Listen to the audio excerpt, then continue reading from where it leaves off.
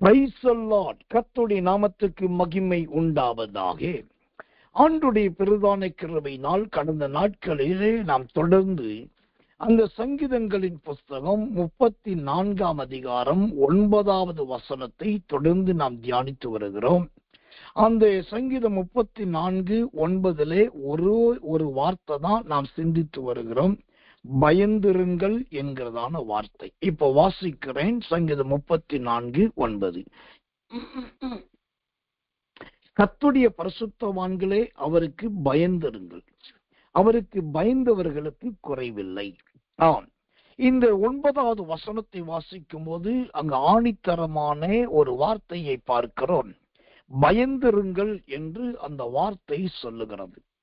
பொதுவாக எல்லா ஊழியக்காரர்களும், போதகர்களும், செய்தியாளர்களும் ஜனங்களுக்கு நாளுக்கு நாள் அடிக்கடி சொல்லிக் கொடுக்கிற ஒரு வார்த்தை, பயப்படாதிருங்கள், பயப்படாதிருங்கள், பயப்படாதிருங்கள். பைபிள்ல 365 முறை சொல்லப்பட்டிருக்கு, வருஷம் முழுவதுக்கு சொல்லியிருக்கு. அதனால பயப்படாதீங்க என்பதைத்தான் நம்முடைய மக்களும் ஊழியர்களும் அதிக பிரயத்தனப்படுத்தி ஜனங்களுக்கு சொல்லி இருக்கிறார்கள், கற்றுக் கொடுத்திருக்கிறார்கள். ஆனால் இங்கு சங்கீதம் 34:9 சொல்லுது, பயப்படாதே என்று சொல்லாமல், பயப்படாதிருங்கள் என்று சொல்லாமல், பயந்திருங்கள் என்று அந்த வசனம் கற்றுக் கொடுக்கிறது. அப்போ இந்த பயந்திருங்கள் என்பது எதை குறிக்கிறது? ஒரு வசனத்தை வாசிக்கிறேன், ஜெபத்தோடு கவனிங்கள். ரோமர் புஸ்தகம் 13 அதிகாரம் 4வது வசனம். ரோமர் 13:4. உனக்கு நன்மை உண்டாயிருக்கும் பொருட்டு அவன் தேவ ஊழியக்காரனாய் இருக்கிறான். தீமை செய்தால் பயந்திரு, பட்டயத்தை அவன் விருதாவாய் பிடித்திருக்கவில்லை. தீமை செய்கிறவன் மேல் கோபாக்கினை வரப்பண்ணும்படி அவன் நீதியை செலுத்துகிற தேவனுடைய ஊழியக்காரனாய் இருக்கிறானே. இங்கு ஆச்சரியமான ஒரு வார்த்தையை பார்க்கிறோம். நீ தீமை செய்தால் பயந்திரு என்று அந்த வசனம் சொல்லுகிறது. முதலாவது நாம் பார்த்தோம், தேவனுக்கு பயந்திருங்கள், பரிசுத்தவான்களே பயந்திருங்கள் என்று பார்த்தோம். நேற்றைய தினத்திலே தேவனுக்கு பயந்திருங்கள் என்று பார்த்தோம். இன்றைக்கு வேதம் சொல்லுகிறது, தீமை செய்தால் பயந்திருங்கள். அந்த ரோமர் 13:4 சொல்லுகிறது, நீ தீமை செய்தால் பயந்திரு. நாம் தேவ பிள்ளைகளாய் இருக்கிறவர்கள் பயப்படாதவர்களாய் இருக்க வேண்டும், பயம் இல்லாதவர்களாய் இருக்க வேண்டும். அது உண்மைதான். ஆனாலும் அப்படிப்பட்ட ஒரு பயம் இல்லாதவர்களாய், உலகத்தை குறித்து கலக்கம் இல்லாதவர்களாய் இருந்தாலும் சில நேரத்திலே பயந்துதான் ஆக வேண்டும். பயப்படுவது நல்லது என்றுதான் வேதம் கற்றுக் கொடுக்கிறோம். பயப்படுவது பெரிய பாவம் என்று சொல்லவில்லை. கர்த்தர் நல்லது, ஆனால் சில இடத்துல பயப்படுவது நல்லது. இப்போ இங்க அப்போஸ்தலனாகிய பவுல் ரோமருக்கு எழுதும் போது ரொம்ப தெளிவா சொல்லுகிறார், நீ தீமை செய்தால் பயந்திரு. இந்த நீ தீமை செய்தால் பயந்திரு என்கிற இந்த வார்த்தை தான் தமிழ்ல வேறொரு பழமொழியா உருமாறி வந்திருக்கு. அந்த தமிழ்ல உருமாறி வந்திருக்கிற பழமொழி என்ன? கர்த்தர் நல்லவன், குற்றம் செஞ்சவனுடைய நெஞ்சு குறுகுறுக்கும். குற்றம் செய்தவருடைய நெஞ்சு குறுகுறுக்கும். ஏன்னாக்கா அவங்க என்னதான் குற்றத்தை செஞ்சுட்டு எதுவுமே செய்யாதது போல இருந்தாலும் அவங்க மனசானது வருத்ததான் செய்யும். கடந்த 3 நாளைக்கு முன்னாடி ஒரு செய்தி ஒன்றை நான் படித்தேன். ஒரு வீட்டு ஏற்கனவே சொன்னேன்னு நினைக்கிறேன், மறுபடி சொல்லுவதா இருந்தால் மன்னிக்கணும். ஒரு வீட்டில கணவனுக்கு மனைவிக்கு இடையில பயங்கரமான ஒரு பிரச்சனை ஆயிடுச்சு. பயங்கர வாக்குவாதம், தகராறு முட்டிடுச்சு. உள்ள 2 பேருக்கு இடையில என்ன நடந்ததுன்னு தெரியல. இவருக்கு சொல்ற புருஷனுக்கு கோபம் வந்துச்சு. வந்த வேகத்துல அருவா எடுத்து மனைவியை வெட்டி விட்டார். இது நடந்தது பட்ட பகல்ல, காலை 11-12 மணி. மனைவியை வெட்டி விட்டா, வெட்டின இடத்துல மனைவி அந்த கணமே உயிரை விட்டு விட்டார். இப்ப ரத்தம் பீரிட்டு தரையெல்லாம் கிடக்கிறது. அவள் சடலமாகி கீழே கிடக்கிறார். இந்த புருஷனோ கர்த்தர் நல்லவர், எழுந்தான், அந்த அருவாள் எடுத்தான், நேர வெளியில தெருவுக்கு வந்தான். ஒன்றுமே நடக்காததை போல அவனுடைய இருசக்கர வாகனத்தை முன்னாடி வைத்தான். வேற திரும்ப அப்புறம் என்ன யோசனை தெரியல, அதே அருவாவை எடுத்தான், திரும்ப நேரா போனா வீட்டு வறண்டாவில அப்படியே அருவா டமால் கீழே போட்டுட்டு பக்கத்துல உட்காந்துட்டான். யார்கிட்டையும் பேசல. தெருவோர மக்கள், அந்த சுத்திர தெரு மக்கள், சுத்தி இருக்கிற ஜனங்கள் சத்தம் கேட்டு எப்படி ஓடி வந்து பாக்குறாங்க. இவன் வெட்டிட்டு அமைதியா உட்கார்ந்து. இப்போ இந்த இடத்துல பார்த்தா அவனுக்கு பயம் என்பதே கிடையாது. நம்ம ஒரு தீமை செஞ்சிருக்கிறோம், நம்ம ஒரு கொலை பண்ணி இருக்கிறோம், நம்ம ஒருத்தரோட ரத்தத்தை ஊத்தி இருக்கிறோம், ஒருத்தரோட உயிரை பறிச்சிருக்கிறோம், இவ்வளவு செய்திருக்கிறோம். ஆனா பாருங்க, அவனுக்கு பயம் என்பது இல்லை. ஊருக்காரங்க பிடிச்சிருவாங்க, இல்லாட்டி உடனே போலீஸுக்கு தகவல் கொடுத்துருவாங்க, எல்லாருக்கும் முன்னாடி வந்து கைது பண்ணுவாங்க. இது எதை குறித்த பயம் இல்லை. ஏன் இதை சொல்றேன்னா, இந்த கடைசி காலத்துல இந்த பயமில்லாத வேலைகள், பயமில்லாத நிர்பந்தமான காரியங்கள், இந்த ரொம்ப துணிகரமா ஜீவிக்கிற ஜீவனங்கள் இன்னைக்கு ரொம்ப அதிகமாகிவிடும். கர்த்தருக்கு மகிமை உண்டாவதா. அந்த கடவுளுக்கு பயப்படுகிற பயம், தெய்வத்துக்கு பயப்படுகிற பயம், ஆண்டவருக்கு பயப்படுகிற பயம் இல்லாம போனதுனால இன்னைக்கு யாருக்குமே பயப்படாத நிலைமையா மாறிடுச்சு. சமீபத்துல நான் இன்னும் ஒரு செய்தியை படித்தேன். கர்நாடகா மாநிலம் என்று சொல்லக்கூடிய பெங்களூர் பட்டணத்தில் நடந்தது. ஒரு ஹைவே ரோட்டிலே போலீஸ்காரர்கள் சுதந்திரம் வாகன பரிசோதனையில் ஈடுபட்டிருக்காங்க. அப்போ ஒருத்தர் ஸ்கூட்டர்ல வராரு, அவர் நல்லா தான் வராரு, ஹெல்மெட் போட்டிருக்காரு. ஆனாலும் இவங்களுக்கு அது பக்கத்துல வந்தவங்க பாக்குறாங்க, முகத்துல ஏதோ அவங்களுக்கு அடையாளம் தெரிஞ்சிச்சு, உடனே நிப்பாட்டுறாங்க. அந்த ஸ்கூட்டர்ல வந்த மனுஷன் நிப்பாட்டவே இல்லை.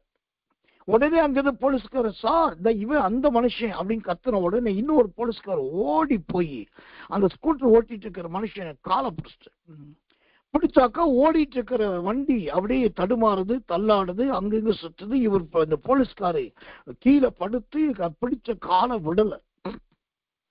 அது ஸ்கூட்டர் ஓடிட்டே இருக்குது. இழுத்துட்டு போய் கடைசி ஒரு இடத்துல அதுக்குள்ள மற்ற போலீஸ்காரர் ஓடி வந்து கீழே தள்ளிட்டாங்க. தள்ளி அந்த மனுஷனை பிடிச்சாச்சு. பிடிச்சி கடைசியில் அவன் யாருன்னு கேட்டாக்க, கிட்டத்தட்ட அவன் மேல 75 வழக்குகள் இருக்கும், 75 கேஸ் அவன் மேல ஃபைல் ஆயிருக்கு. அப்போ ஒரு மனுஷனுக்கு 1-2 கேஸ் இருந்தாலே அவன் தூக்கம் இல்லாமல் அலைவான். ஆனா இந்த மனுஷனுக்கு 75 போலீஸ் கேஸ் இருக்கு.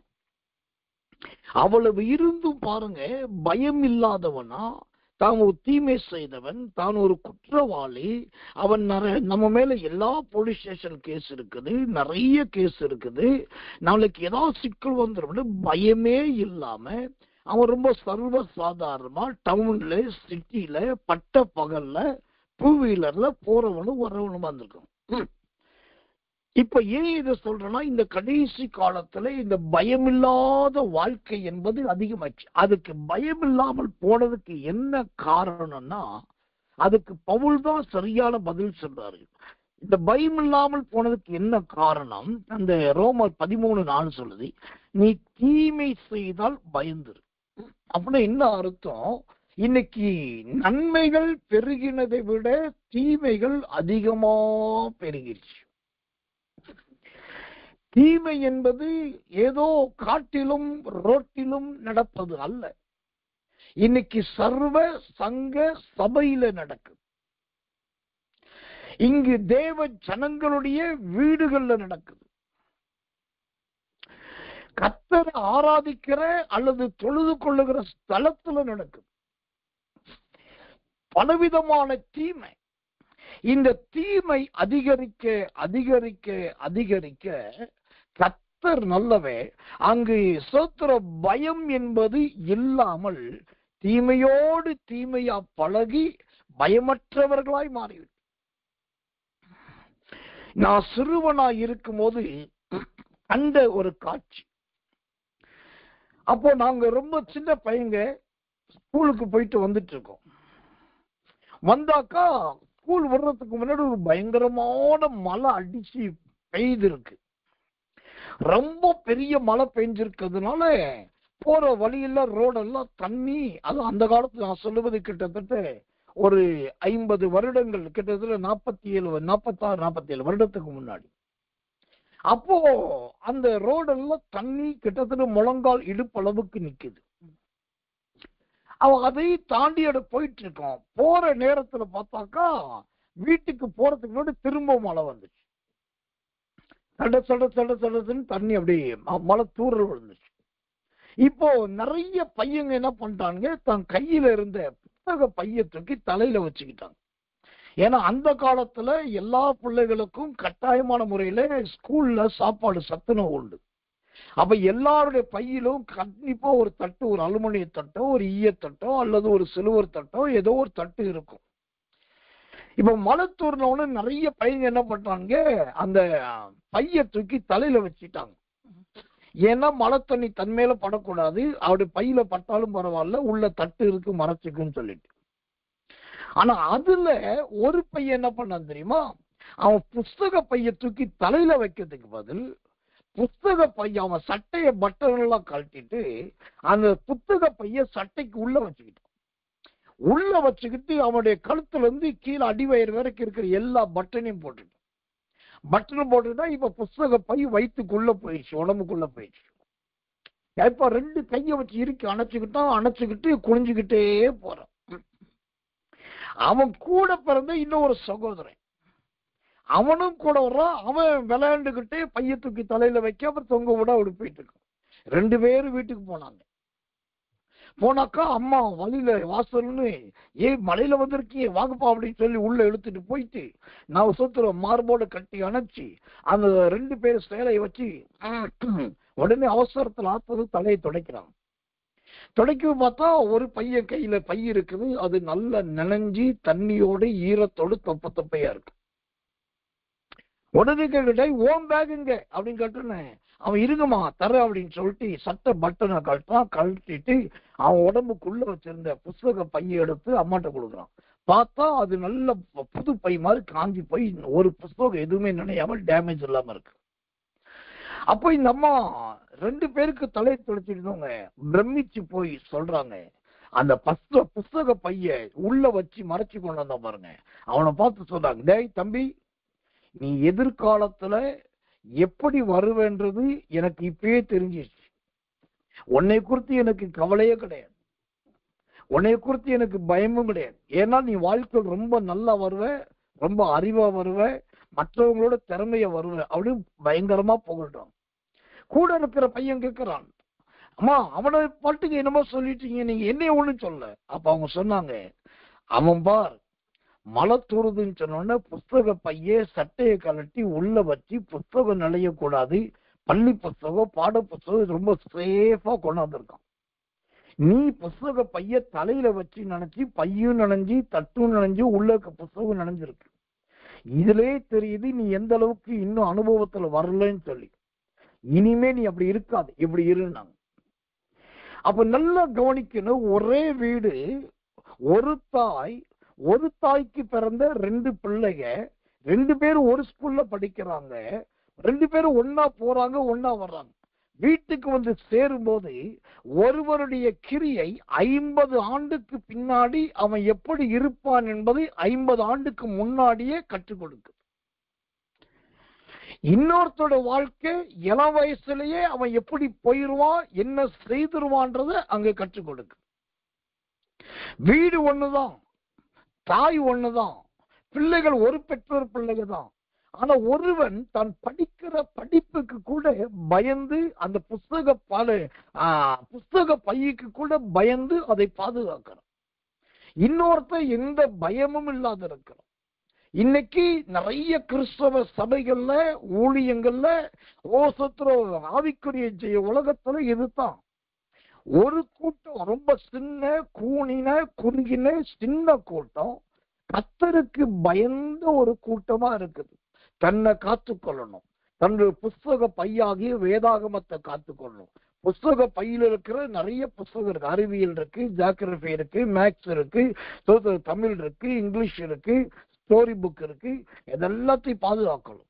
அப்படின்னா இன்னைக்கு ஆவிக்கிற உலகத்துல அவர் வேதம் கொடுத்திருக்கார், கிருபை கொடுத்திருக்கிறார், ஆவிக்கிற அனுபவம் கொடுத்திருக்கார், தாழ்ந்து கொடுத்திருக்கிறார்.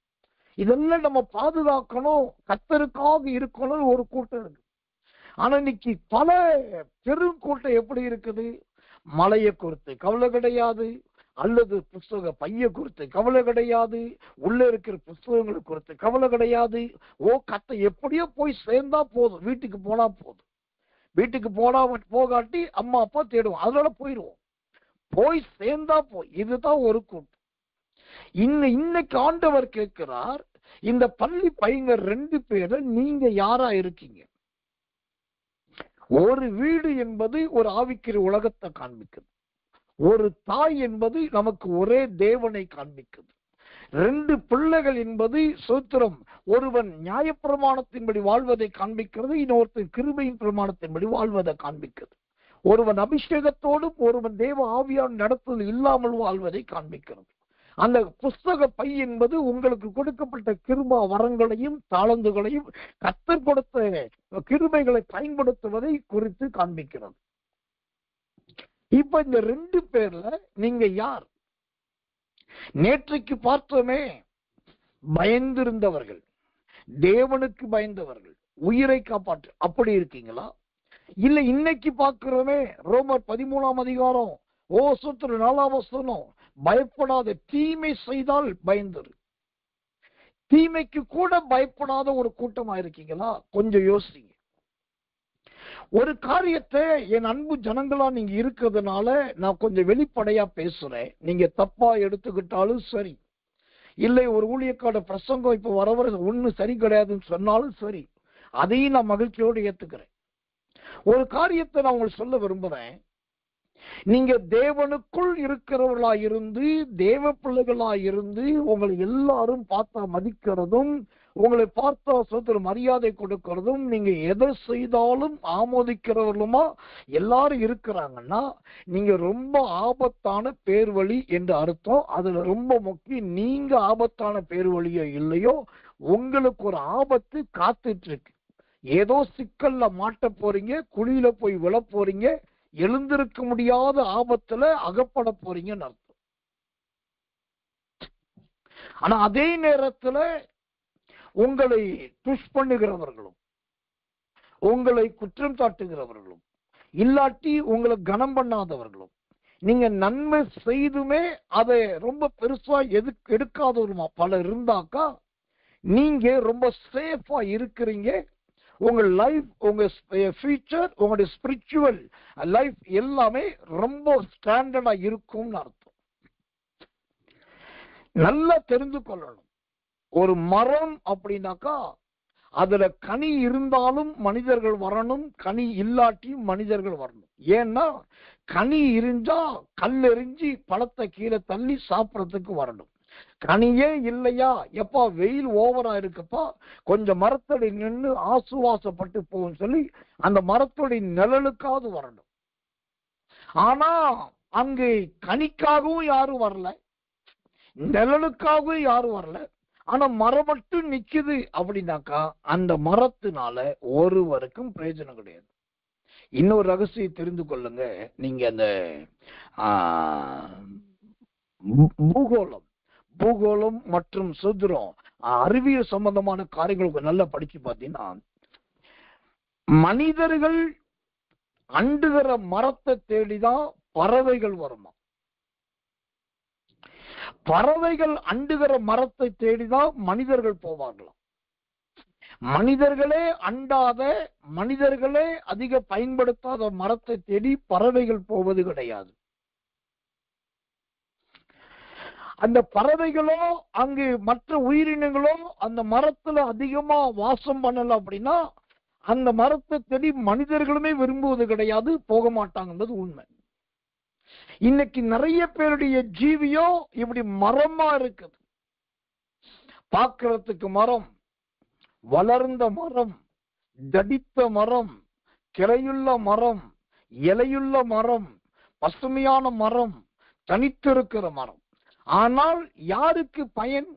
ஒன்று பறவைகளுக்கும் அல்லது உயிரினங்களுக்கும் அது நன்மையா இருக்கணும்.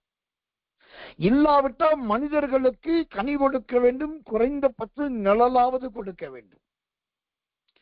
நான் நல்லா இருக்கிறேன், வளர்ந்திருக்கிறேன், என்கிட்ட அபிஷேகம் இருக்குது, என்கிட்ட ரட்சிப்பு இருக்குது, என்கிட்ட மனம் திரும்புதல் இருக்குது, எனக்கு சத்தியத்தை பத்தி நல்லா தெரியும், நான் கர்த்தருக்குள் இருக்கிறேன்.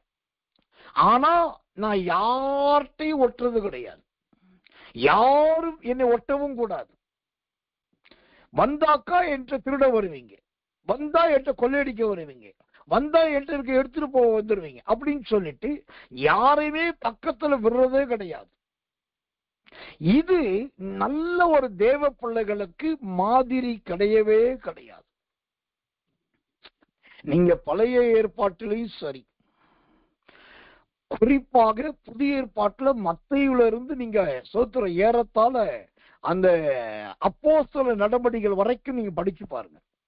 மத்தேயுல இருந்து அப்போஸ்தலர் வரைக்கும் இதுல எல்லாம் படிச்சு பார்த்தோம். எங்கெல்லாம் தேவனால் பயன்படுத்தப்பட்ட பரிசுத்தவான்கள், தேவனுடைய ஊழியக்காரர்கள், கர்த்தருக்காக வாழ்க்கை வாழுகிற யாரெல்லாம் எங்கெல்லாம் போறாங்களோ, நீங்க நல்லா கவனிச்சு பாத்தீங்கன்னா அந்த ஊழியக்காரர்களை தேடி ஒரு கூட்டம் பின்னாடி வந்துகிட்டே இருக்கும். இல்லாட்டி இந்த ஊழியக்காரர்கள் ஒரு கூட்டத்தை தேடி போயிட்டே இருப்பாங்க. நீங்க பழைய ஏற்பாட்டிலையும் சரி, புதிய ஏற்பாட்டிலும் சரி, எங்கேயுமே இவங்க நான் யாரும் என் பக்கத்துல வரக்கூடாது, யாரும் என்னோட இருக்கக்கூடாது, நான் கர்த்தரோடு மட்டும் இருப்பேன், கர்த்தர் மட்டும்தான் என்கிட்ட இருக்கணும், வேற யாருமே தொடக்கூடாது, பேசக்கூடாது இருக்கவே மாட்டாங்க. ஏன்னா தேவன் நம்மை சிருஷ்டித்ததே அவருக்கு பயந்து இருப்பதற்காகத்தான். ஆனா தீமை செய்து பயப்படுவதற்கு கிடையாது. தீமை செய்து ஒரு பயம் வந்தாக்கா, ஓ நீங்களும் மற்றவர்களோடு ஒட்ட மாட்டீங்க, மற்றவர்களும் உங்களோடு ஒட்ட விட மாட்டீங்க. ஆனா நீங்க தேவனுக்கு பயந்தவர்களா இருந்தாக்கா நீங்கள் எல்லாரோடும் அந்யோன்யமா இருப்பீங்க, ஐக்கியமா இருப்பீங்க, சிநேகமா இருப்பீங்க. மற்றவர்கள் உங்களை தேடி வந்தாலும் சந்தோஷமா ஏற்றுக்கொள்வீங்க, முழு இருதயத்தோடு இடம் கொடுப்பீங்க, அவர்களோடு நேரத்தை செலவழிவீங்க. இதுதான் அந்த தேவனுக்கு பயப்படுகிறவர்களுக்கும் தேவனுக்கு பயப்படாமல் தீமைக்கு பயப்படுகிறவர்கள் உள்ள வித்தியாசம். தீமை செய்து பயந்தா மனசாட்சி குத்திக்கிட்டே இருக்கும், மனசு வருத்திக்கிட்டே இருக்கும். நம்ம ஊழியத்துல முன்பு ஒரு சகோதரி இருந்தாங்க. அந்த சகோதரி ஒரு ஸ்டாஃப் நர்ஸ். அவங்க என்னை ரொம்ப அதிகமா நேசிச்சாங்க, ரொம்ப அன்பு பாராட்டினாங்க. எந்த காரியனாலும் உடனே பரிந்து பேசுறதோ, ஜெபிக்கிறதோ, இல்லாட்டி ஊழிய காரியங்கள்ல இருக்கிறதோ எல்லாத்துக்கும் முன்னோடியா இருந்தாங்க. அப்போ அவங்க ரொம்ப நாள் விரும்பி வேண்டி கேட்டுக்கொண்டதுனால அவங்க ஸ்தலத்துக்கு நான் ஊழியத்துக்கு போக வேண்டிய நிலைமை வந்தது. அவங்க முடிஞ்ச வரைக்கும் ஒரு 3 நாள் கூட்டங்கள் எல்லாம் எனக்கு நல்ல சிறப்பான முறையில ஆயத்தப்படுத்தினாங்க. ஒன்றுக்கு 4 விமானம் பிடித்து, இங்க போறதுக்கு 2 ஃபிளைட்டு, வரத்துக்கு 2 ஃபிளைட்டுன்னு சொல்லி 4 விமானம் பிடிச்சு அங்க ஊழியத்துக்கு போயிட்டு வந்தேன். அப்போ அவங்க ஊழியத்துக்கு போன போது என்னை அழைத்திருந்த அருமையான அந்த சகோதரியினுடைய அண்ணன் மனைவி, அவங்க வீட்டுல பாத்தீங்கன்னா சோதர ஒரு சின்ன பிரச்சனை. போன இடத்துல அவங்களுக்கு அந்த நகை ஒண்ணு காணாம போயிடுச்சு. ஒண்ணு இல்ல, கொஞ்சம் மொத்தமான நகை காணாம போயிடுச்சு. இவங்க இன்னொருத்தர வாங்கி அந்த நகையை போட்டுக்கிட்டு போயிருந்திருக்காங்க. அங்க போயிட்டு போன இடத்துல, விசேஷத்துக்கு போன இடத்துல அவங்க கழட்டி வச்சுட்டு குளிச்சு இழிச்சிட்டு வந்து திரும்ப போட போற நேரத்துல அந்த ஒட்டுமொத்த நகையும் காணும். இப்ப தேடி பாக்குறாங்க, அலசி பாக்குறாங்க, ஒண்ணுமே கிடைக்கல. சரி, ரொம்ப அழுது கதறி என்னென்னவோ பண்ணி பார்த்து ஒண்ணு நடக்காம திரும்ப வந்தாச்சு. வந்ததுக்கு அப்புறம் இப்ப வாங்கின இடத்துல இந்த நகையை கொடுக்கணும். இது அப்படியே மறைச்சு இருந்திருக்கா, மறைக்க முடியல. ஒரு கட்டம் வரும்போது அவங்க கேட்க வரும்போது சொல்ல வேண்டிய ஆயிடுச்சு. அதுக்கப்புறம் அந்த பிரச்சனை கடைசி என்கிட்ட வந்தது. பாஸ்டர் இப்படி இருக்குது, இவ்வளவு நகை இவட போன இடத்துல ஆயிடுச்சு, நீங்க இப்படி ஜோம் பண்ணுங்க, ஜோம் பண்ணி எனக்கு சொல்லுங்க யார் எடுத்தாங்க, இல்லாட்டி நகை கிடைக்குமா கிடைக்காது. நான் சரி நான் ஜோம் பண்ணி சொல்றேன். தேவ சமத்துல உட்கார்ந்து ஆண்டவர் தெளிவா சொன்னதை வேத வசனத்தின் ஆதாரத்தோடு நான் சொல்லிட்டேன். அந்த நகை இப்படி ஒரு இடத்துல போயிடுச்சு, ஆனா எக்காரணம் கொண்டு உங்களுக்கு திரும்ப கிடைக்காது, அது உங்க கைக்கு வராதுன்னு கர்த்தர் சொல்லிட்டார் அப்படின்னு சொல்லிட்டு அது வரைக்கும் சொன்ன தீர்க்க தரிசனம் ஏற்றுக்கொண்டார்கள். ஆனா அந்த நகை கிடைக்காது, கைக்கு வராதுன்னு சொன்னதை அவங்களால் அங்கீகரிக்கவே முடியல. அது எப்படி கர்த்தர் சொல்லுவாரு? கிடைக்காதுன்னு எப்படி சொல்லுவாரு? வராதுன்னு எப்படி சொல்லுவாரு? அப்ப இங்க இருக்குன்னு தெரியுதுல்ல, ஏன் கர்த்தரால் செய்ய முடியாதா? பயங்கர இது. ஆனா அதுக்கப்புறம் பாத்தீங்கன்னா நான் சொல்லிட்டேன், அது சொல்றோம், இது சொல்லி முடிச்சாச்சு. இப்ப இது தெரிஞ்சிருச்சு. இப்ப ஊழியக்கார மூலமா இந்த மாதிரி ஆயிருக்கு, இந்த இடத்துல இவங்க கையில போய் கிடைச்சிருக்கு, அவங்க மூலம் வராதுன்னு ஆள் முதற்கொண்டு சொல்லிடுச்சு. இப்ப இவங்களுக்கு அடுத்த ஒரு வேகம், இவரு ஆளெல்லாம் சொல்லிட்டாரு, எந்த இடம்னு சொல்லிட்டாரு, எவ்வளவு நகை இருக்குன்னு சொல்லிட்டு எல்லாத்தையும் சொல்லிட்டாரு. ஆனா வராதுன்னு சொல்றாரு. இந்த இடத்த சொல்லிட்டார்ல, இந்த ஆளை சொல்லிட்டார்ல, நான் பாத்துக்கிறேன் அப்படின்னு அவங்க தலை கீழால நின்று என்னென்னமோ பண்ணும். மந்திரவாதிட்ட போறது, ஜோசியக்காரன் போறது, இல்லாட்டி வேற செய்கிற மாதிரி செய்யறது, எப்படியாவது நான் வாங்கி நிரூபிச்சு காட்டணும்னு சொல்லி அவங்க அதுக்காக எத்தனையோ பிரயத்தனப்பட்டாங்க. ஆனா பாருங்க, கர்த்தருடைய வார்த்தைக்கு பைபிள்ல ஒரு வார்த்தை இருக்கு, கன்மலை அப்படின்னு பேர். கர்த்தருடைய வார்த்தைக்கு அர்த்தம் கண்மலையா. கண்மலை எப்படி உறுதியோ அப்படி கர்த்தருடைய வார்த்தை உறுதி. அப்ப கர்த்தருடைய வார்த்தை சொன்ன மாதிரி பாருங்க, கடைசி வரைக்கும் அவங்க என்ன முயற்சித்து எது செய்தோம் அவங்களுக்கு அந்த நகை கிடைக்கவே இல்லை, வாய்க்கவே இல்லை. மீண்டும் கிட்டத்தட்ட ஒரு 1.5 வருடம் காலம் கடந்து மீண்டும் நான் அந்த பிரதேசத்துக்கு ஊழியத்துக்கு போறேன். மீண்டும் ஊழியத்துக்கு போகும்போது மற்ற எல்லாரும் வந்தாங்க, பார்த்தாங்க. அந்த ஒரு சகோதரி மட்டும் காய்மகார பகையா பகைச்சிட்டு வரவே இல்லை. கடைசியில் அங்கேயும் நான் தாழ்ந்து போய் இணங்கி போய் அவங்களை சந்திச்சு நலன் போல விசாரிச்சு கவலைப்படாதீங்கன்னு சொல்லி சோதரம் அவங்களுக்கு ஆறுதல் படுத்தேன். ஆனாலும் அவர்களால் ஏற்றுக்கொள்ள முடியல.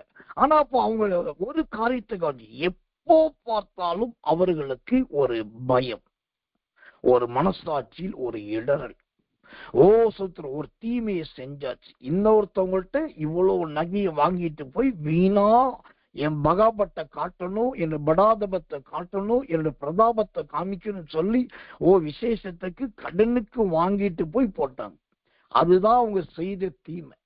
இப்போ ஒரே ஒரு முறை அவங்க செய்த அந்த தீமை இப்ப பாத்தீங்கன்னா வாழ்நாள் முழுவதும் அவர்களை பயப்பட வைத்து கொண்டே இருக்கிறது.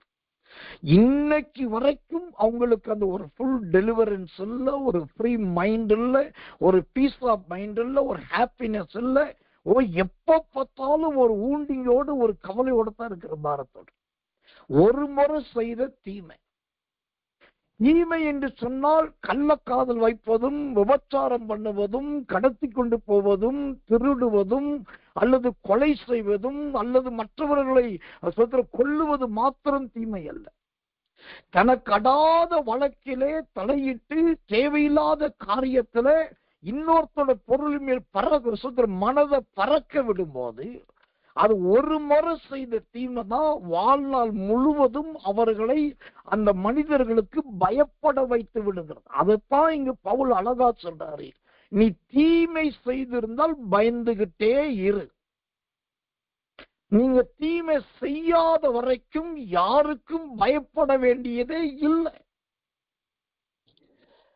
இந்த ஒரு வெளிப்பட, இந்த ஒரு வெளியரங்கோ, இந்த ஒரு தைரியம் நம்முடைய வாழ்க்கையில் இருக்குதான் பார்க்கணும். அந்த குற்றமற்ற ஒரு மனசாட்சி, குற்றமற்ற ஒரு ஜீவியம்,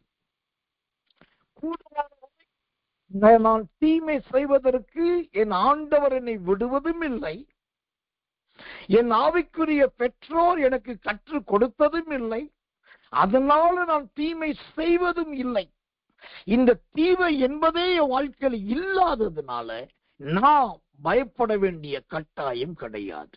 மனசு தெளிவா இருக்கு, ஆவி தெளிவா இருக்கு. யாரு கேட்டாலும் தலை நிமிர்ந்து நடப்பேன், என்ன கேட்டாலும் சத்தமா பேசுவேன். என் ஒருவராலும் ஒன்றும் குற்றம் சாட்ட முடியாது. அப்படி என்கிற ஒரு களங்கமற்ற, ஒரு சலனமற்ற, எல்லா இடத்திலும் வெளிப்படையான ஒரு ஜீவியம் ஜீவிப்பதற்கு பேர்தான் தேவனுக்கு பயப்படுகிற பயம். இப்போ சத்தியம் புரிஞ்சிருக்கும் நினைக்கிறேன். தேவனுக்கு பயப்படுகிற பயம் என்றால் என்ன, தீமை செய்கிறதுனால் பயப்படுகிற பயம் என்றால் என்ன? ஒரே ஒரு முறைதான் அந்த சகோதரி பண்ண தீமை. தனக்கு இருக்கிறது கொஞ்சம் 1/2 பவுன், 1/4 பவுன், 1 பவுன், 2 பவுன், 3 பவுன், அது பத்தாது. கழுத்து நிறைய போடணும், காது நிறைய போடணும், தோசத்துல கை நிறைய போடணும், காலையும் மாட்டணும், மூக்களையும் மாட்டணும், எல்லாத்தையும் மாட்டிட்டு எனக்குப்பா நான் இப்படி இருக்கிறேன்னு காட்டணும். தன்னிடத்தில் இருக்கிறதை மிஞ்சி ஆசைப்பட்டு அது மற்றவரிடத்தில் அந்த நகையெல்லாம் வாங்கிட்டு போய் அது ஒட்டு மொத்தமாய் தொலைய இப்ப வாழ்நாள் முழுவதும் கர்த்தர் சொல்லிட்டார், அது உனக்கு கிடைக்காது. ஆண்டவரே சொன்னதுக்கு அப்புறம் வேற என்னதான் நடக்கும்? அப்ப இன்னைக்கு வரைக்கும் அவங்க ஒரு பெரிய மனத்தாங்கலில் இருக்கிறாங்க. அவங்களை என்னால மறக்கவே முடியாது. ஏன்னா அவங்க அதுக்கு பதில் ஊழியக்கார்ட்ட பட்ட கோபம், ஊழியக்கார்ட்ட அவங்க காட்டின சில செய்கைகள், ஊழியக்காரர்கள் பட்ட வருத்தங்கள் கொஞ்சம் நெஞ்சம் கிடையாது. ஆனா அதுக்கு ஊழியக்காரன் ஒண்ணுமே செய்ய முடியாது. தேவன் தான் அதுக்கு நியாயாதிபதி. அப்ப ஆண்டவர் இன்னைக்கு சொல்றாரு, தீமை செய்தால் பயந்துரு. அப்ப ஊழியக்காரன் நான் சொல்றேன், தயவு செய்து சின்ன தீமை தானே நினைக்காதீங்க. இல்ல இதெல்லாம் ஒரு குற்றம் கிடையாது பாஸ்டர், இதெல்லாம் ஒரு பெரிய பாவம் கிடையாது, இதை அப்படி சமாளிச்சிடலாம். இந்த சமாளிக்கிற வேலையே வேண்டாம். கர்த்தர் நல்லவே, உள்ளத உள்ளபடி எனக்கு என்ன கர்த்தர் கொடுத்திருக்கிறார் அதை செய்ய வேண்டியது மட்டும்தான் என் வேலை. இன்னைக்கு ஒரு காரியத்தை ஓமையா உங்களுக்கு சொல்றேன். என்கிட்ட பல ஊழியக்காரர்கள் வந்தாங்க, வந்து 2 காரியத்தை அடிக்கடி என்னைய ரொம்ப வாதித்தார்கள் அப்படின்னே நான் சொல்லுவேன். என்னன்னா, ஒண்ணு, நிறைய பேர் சொன்னாங்க, உங்களுக்கு இப்படி வேதத்தை இவ்வளவு அழகா போதிக்க தெரியுது, யாரும் எடுக்காத விதமா வித்தியாசமா சத்தியத்தை விட்டு வெளியே போகாம சொல்ல தெரியுது, ஏன் நீங்க இப்படி ஊழியம் செஞ்சுட்டீங்க? இது ஒரு ஊழியமா? வாங்க எங்க பைபிள் காலேஜ்ல டீச் பண்ணுங்க, உங்களுக்கு மாசம் இவ்வளவு சம்பளம் தரும், இங்க வாங்க அப்படின்னாங்க. அது அவங்க கூப்பிடுறது தப்பு கிடையாது, அவங்க பாவத்துக்கு கூப்பிடல, பரிசுத்தத்துக்கும் நிறைய ஊழியர்கள் உருவாக்கதான் கூப்பிடுறாங்க. ஆனா எனக்கு வா என்று அழைப்பு வருகிறதை தவிர போ என்கிற உத்தரவு வரலையே. ஆனா இன்னைக்கு நிறைய பேர் எதிர்பார்க்கிறது வா என்கிற அழைப்பை மட்டும்தான் எதிர்பார்க்கிறாங்க. ஆனா ஏன் ஜீவியத்தில் நான் கற்றுக்கொண்டது, வா என்கிற அழைப்பு எனக்கு அவசியமே இல்லை, போ என்கிற உத்தரவு இருந்தா போதும். அது பாதாளமா இருந்தாலும் நான் போவதுக்கு ரெடி. ஆனா இந்த வெளிப்பாடு இல்லாததுனால நிறைய பேரு வா என்கிற அழைப்பை மட்டும்தான் கேட்கிறாங்க. வாங்க, இங்க இருங்க, இதை செய்யுங்க, உங்களை தாங்குறோம், உங்களை உதவுறோம், உங்களை ஒத்தாசப்படுறோம், உங்க திறமை தனி, உங்க வல்லமை தனி, உங்க ஊழியம் தனின்னு நம்மளை பத்தி அவங்க புரிஞ்சுக்கிட்டாங்களே, கூப்பிடுறாங்களே, தேவன் சொல்லாம கூப்பிடுவாங்களா அப்படின்ட்டு உடனே முன்னாடி போறோம். நான் தெளிவா சொல்லித்தரேன், வா என்கிற அழைப்பு எங்கிருந்து வருகிறதோ போ என்கிற உத்தரவு தேவனிடத்திலிருந்து வரணும். இந்த வா என்கிற அழைப்பும் போ என்கிற உத்தரவும் சேர்ந்தால் மட்டும்தான் அது தேவனுடைய நடத்துதல். இல்லாவிட்டால் அது சுயம் சார்ந்த நடத்துதல். ஒன்று, என்னை இப்படி வேதாகம கல்லூரியில் போதிப்பதற்கு அழைத்தார்கள், ஆனா நான் அதுக்கு அனுமதிக்கல, எனக்கு கர்த்தர்ட்ட இருந்து எனக்கு பெர்மிஷன் இல்லை, நான் போகல. ஒண்ணு. ரெண்டாவது, பல தேவ மனிதர்கள் நல்ல என்னை ரொம்ப நேசித்தவங்க, அவங்களும் ஒரு நன்மையை தான் சொன்னாங்க.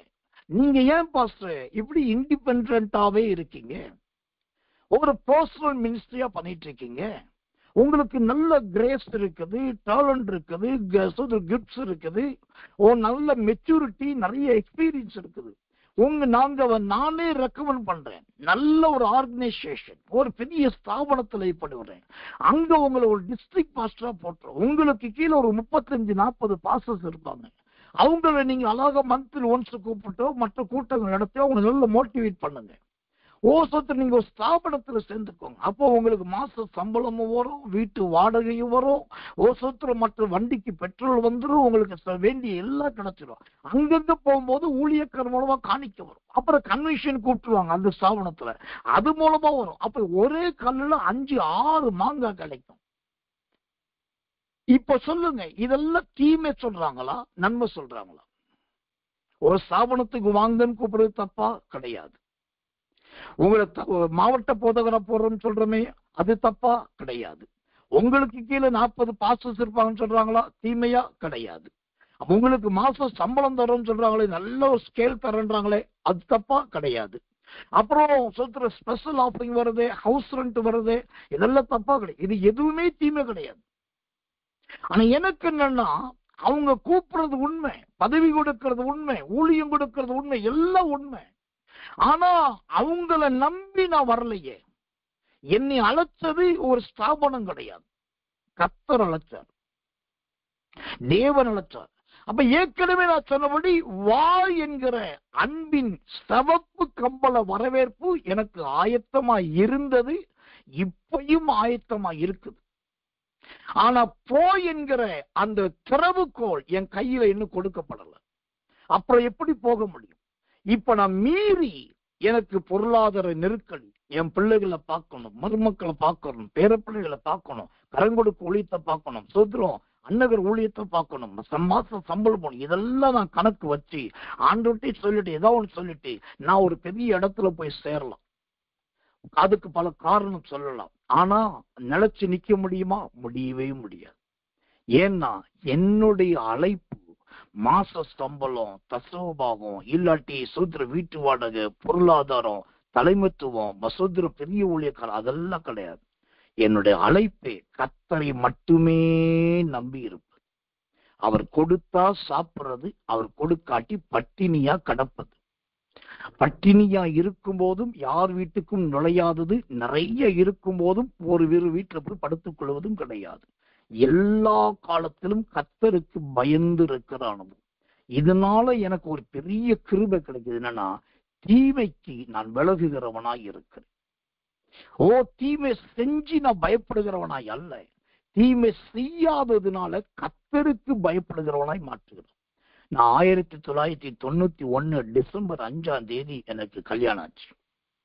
1992 பிப்ரவரி மார்ச் மாதத்துல கன்னியாகுமரி மாவட்டத்துல திருவரம்பு என்கிற ஒரு ஊர் உண்டு.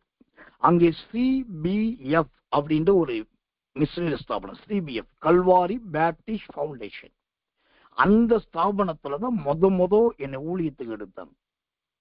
அப்ப அங்க போயிட்டு நான் அவங்கள்ட்ட கையெழுத்துல போட்டுட்டு வந்து ஊழியத்தை செய்ய ஆரம்பிச்சேன். அப்ப அவங்க கொடுத்த சம்பளம் வெறும் 400 ரூபாய். அந்த 400 ரூபாயில 40 ரூபாய் தசவபாகத்தை ஸ்தாபனத்துல எடுத்துக்குவாங்க, மிச்சம் 360 ரூபாய் வரும். அந்த 360 ரூபாயில நான் வீட்டு வாடகை கொடுக்கணும், என் மனைவியை பார்க்கணும், கர்ப்பவதியா இருக்கு அவளுக்கு வேண்டி நீ காரியத்தை செய்யணும், ஊழியத்தை பார்க்கணும். அந்த வெறும் 360 ரூபாய் வச்சு வருஷ கணக்கா வண்டி ஓட்டுனேன். அப்பையும் கர்த்தரை நம்பி இருந்தேன். ஒரு கட்டம் வந்தது, ஆண்டவர் சொன்னார், நீ இதை விட்டு வெளியில வா, நான் அல்லவா உன்னை போஷிக்கிறவன்னு சொன்னார். அப்போ வாழ்க்கையில முத எனக்கு ஒரு ஆசை, வந்தவங்க உட்காரத்துக்கு ஒரு சேர் வேணும். எனக்கு சேர் வேண்டாம், வர்றவங்க உட்காந்து ஒரே ஒரு பிளாஸ்டிக் சேர் வேணும். அந்த பிளாஸ்டிக் சேர் டெய்லி அங்க வர்ற ஒரு மனுஷன்ட்ட வாங்கினேன். ஒரு நாளைக்கு தினம் 2 ரூபாய் அந்த சேருக்கு கட்டணும். அந்த சேருடைய விலை அந்த 1992 400 ரூபாய். தினம் 2 ரூபாய் கட்டணும். கிட்டத்தட்ட ஒரு மாசம் கட்டணும். அதுக்கப்புறம் அந்த 2 ரூபாய் கூட டெய்லி கட்ட முடியல.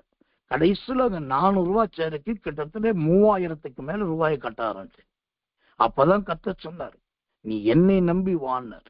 அந்த 400 ரூபாய் சம்பளத்தை 360 ரூபாய், 40 ரூபாய் போக 300 ரூபாய் சம்பளத்தையும் உதறிட்டு எதுவுமே இல்லாம கர்த்தரை நம்பி இருந்தோம். ஆனா அதுக்கப்புறம் தான் பாத்தீங்கன்னா பல ஆயிரக்கணக்கான லட்சக்கணக்கா கர்த்தர் கொடுக்க ஆரம்பிச்சார். இதுதான் அந்த தேவனுக்கு பயந்து இருக்கிற அனுபவம். தீமை செய்தாலும் நீங்க பயப்பட வேண்டியது வரும், தீமை செய்யாட்டியும் கர்த்தருக்கு பயப்பட வேண்டியது வரும். ஆனா கர்த்தருக்கு பயந்து இருந்தா இந்த உலகத்துல உங்க ஜீவியம் ராஜாவின் ஜீவியமாய், ராஜாத்தியின் ஜீவியமாய் இருக்கும். ஆனா தீமை செய்து பயப்பட வேண்டியது ஒரு சிக்கல்ல மாட்டிட்டீங்க, அதுல விழுந்துட்டீங்க, தெரியாம ஒரு தீமை உள்ள நுழைஞ்சிருச்சுன்னா சொத்தர் அந்த கர்நாடக மாநில அந்த சகோதரி வாழ்நாள் முழுவதும் குற்றவாளியாவே வாழ்வதை போல பயந்து பயந்து பயந்து பயந்து வாழ வேண்டும். இப்ப 2 பயத்தை உங்களுக்கு முன்னாடி நான் வச்சுட்டு செய்தியை முடிக்கிறேன். ஒண்ணு கர்த்தருக்கு பயப்படுகிற பயம், இன்னொன்னு தீமை செய்யறதுனால பயப்படுகிற பயம். இந்த 2 பயத்துல எந்த பயம் உங்கள்கிட்ட இருக்குன்றது மட்டும் நீங்க ஆண்டவர்கிட்ட சொல்லிருங்க. என்கிட்ட பயமே இல்லைன்னு யாரும் பொய் சொல்ல முடியாது. நீங்க பயமே இல்லாத பயப்படாதவங்களா இருந்தாலும் கர்த்தருக்கு பயந்துதான் ஆகணும். இல்லாட்டி கண்டிப்பா இந்த சத்திய உபதேசம், இந்த வேதத்தின் ஆழங்கள் தெரியாட்டி ஏதோ தீமையில நீங்க சிக்குண்டு இருக்கணும். எனக்கு ஒரே ஒரு ஆசைதான், ஏன் ஜனங்கள், என் மக்கள், என் ஊழியத்தை சார்ந்த விசுவாச பிள்ளைகளோ போதக பிதாக்களோ தீமை செய்து பயப்படுகிறவங்களா இருக்கவே கூடாது.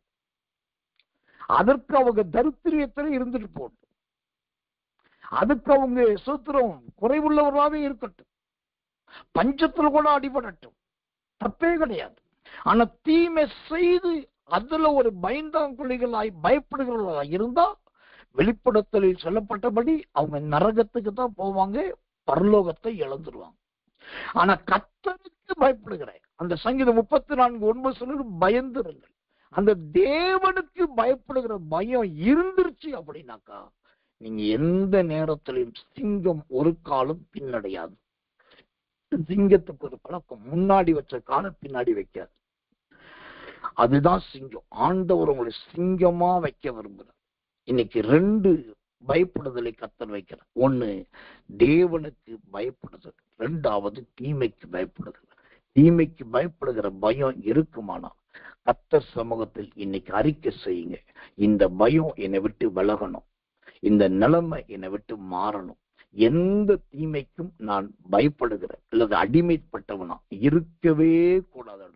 அப்படி ஒரு பயம் எனக்குள்ள இருக்குன்னா நான் கர்த்தருக்கு மட்டும்தான் பயப்படணும், தேவனுக்கு மட்டும்தான் பயப்படணும். அந்த தேவனுக்கு பயந்து எபிரேயர் 12:1 சொல்கிறபடி வலதுபுறம் இடதுபுறம் சாயாமல் நமக்கு நியமித்திருக்கிற ஓட்டத்திலே நமக்கு முன்பாயிருக்கிற கிறிஸ்துவை நோக்கி பொறுமையோடு ஓடக்கணும்.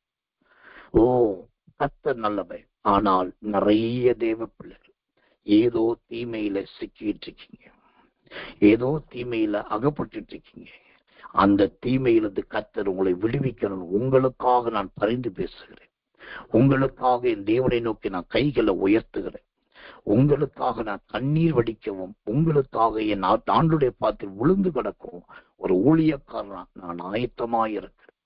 பாஸ்டர், இன்னைக்கு கர்த்தர் சொன்ன வார்த்தை உண்மைதான், நான் அப்படி தீமை செஞ்சுட்டு பயந்துட்டு இருக்கிறேன், என் மனசாட்சி என்னை உறுத்துகிறது, என் ஆவி என்னை வருத்துகிறது, என் மனசு என்னை குற்றப்படுத்துகிறது, எப்போதுமே ஒரு டெலிவரன்ஸ் இல்லாம ஒரு மாதிரி இரிட்டேட்டிவா நான் ஃபீல் பண்ணிட்டு இருக்கேன், அதுக்கு இதுதான் காரணம் சொல்லி உங்க ஜீவிதத்தை எந்த தீமையா இருந்தாலும் நீங்க தாராளமா எனக்கு டெக்ஸ்ட் பண்ணலாம். டெக்ஸ்ட் மெசேஜ் அனுப்புங்க, இல்ல வாய்ஸ் நோட் அனுப்புங்க.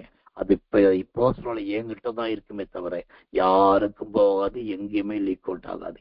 ஆனா அதை வச்சு என்னால முடிஞ்ச வரைக்கும் உங்களுக்காக நான் முழங்கால் நிற்பேன், உங்களுக்காக என் கைகளை நான் தூக்குவேன், உங்களுக்காக நடுராத்திரில கண்ணீர் வடிப்பேன்.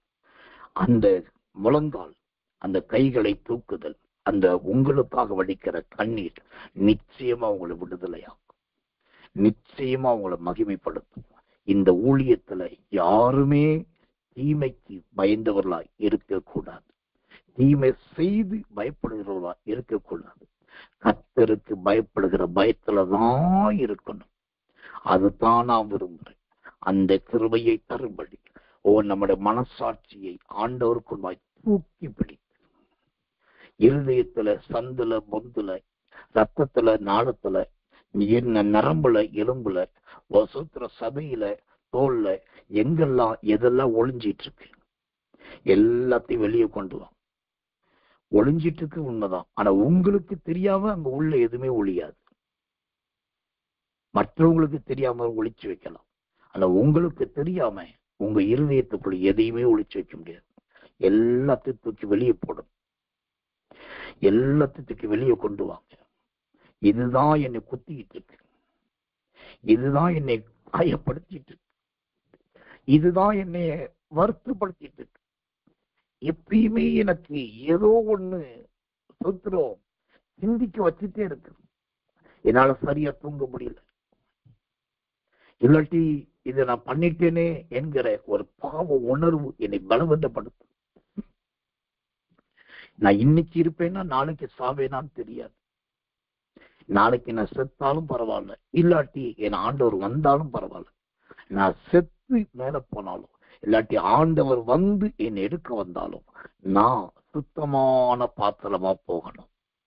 அதுக்கு தீமை செய்து பயப்படுகிற பயம் நீங்கள் இருக்கவே கூடாது. யோசேப்பின் சகோதரர்கள் யோசேப்புக்கு பல தீமைகளை செய்தார்கள். ரொம்ப வருஷம் கழிச்சு சொந்த தம்பிய சொந்த சகோதரனை பார்த்தாங்க. ஆனா அவங்களால நிம்மதியா இருக்கவே முடியல. தம்பின்னு தெரியுது, சகோதரன் தெரியுது. இப்ப ஏன் தம்பி ஏன் சகோதரன் பெரிய அதிகாரியா இருக்காரு அப்படின்னு சொல்ல வருது. ஆனா சொல்றதுக்கு நாவு கூசுது. ஏன்னாக்கா அவங்கதான் தன் தம்பிக்கு சகோதரனுக்கு செய்யக்கூடாத தீமையை செஞ்சாங்க. அது அவங்கள போட்டு வாட்டினது, வரட்டினது, வாதித்தது. சொந்த சகோதரனுக்கு சொந்த குடும்பத்தில் இருக்கவங்களுக்கு செய்த தீமை அந்த மனுஷர்கள் தான் சொந்த சகோதரன் உயர்ந்தவனா இருக்க பார்க்கும்போது கூட இவங்களால சந்தோஷப்படவே முடியல. சொந்த சகோதரனை போயிட்டு ஆண்டவனேன்னு கூப்பிடுறாங்க. ஐயோ நாங்க நிஜஸ்தர் அப்படின்னா நாங்க குற்றவாளிகள் இல்லைன்னு சொல்றாங்க. சொந்த சகோதரன் போய் நான் குற்றவாளி கிடையாதுங்க அப்படின்னு சொல்றான்னாக்கா அவன் குற்றவாளியா இருக்க போய் தானே அப்படி சொல்றான். இன்னைக்கு நிறைய பேர் குடும்பத்திலேயே இப்படிதான் நிம்மதி இல்லாம இருக்கிறோம். ஒருத்தர் பார்க்கும்போது கட்டி பிடிக்க முடியல, ஒருத்தர் பார்க்கும்போது கை கொடுக்க முடியல, ஒருத்தர் பார்க்கும்போது முகம் கொடுத்து சிரிக்க முடியல, ஒருத்தர் பார்க்கும்போது மனம் திறந்து பேச முடியல, ஒருத்தர் இருக்கிற இடத்துல நிம்மதியா உட்கார முடியல. ஏன்னா தீமை செய்து பயந்து கொண்டிருக்கிறான். இந்த பொல்லாத பயம் நம்முடைய இயேசுவின் வல்லமை ஊழியத்தை சார்ந்த தேவ ஜனங்கள் யார்த்தையும் இருக்கக்கூடாது. அது சின்ன படிக்கிற பிள்ளைகளா இருக்கட்டும், வயது முதிர்ந்த தாத்தா பாட்டி யார்த்தையும் இருக்கக்கூடாது. நம்ம ஜனங்கள்கிட்ட இருக்கிற ஒரே பயம் தேவனுக்கு பயந்திருங்கள், கர்த்தருக்கு பயந்திருங்கள். அதுதான் வேணும். கண்களை மூடி ஆண்டவரே, ரோமர் 13:4 கர்த்தர் நல்லவர், கர்த்தர் நல்லவர், கர்த்தர் நல்லவர். நான் தீமை செய்து பயப்படாதபடி என்னை மன்னியும் ஆண்டவர், மாற்றுங்க ஆண்டவர்.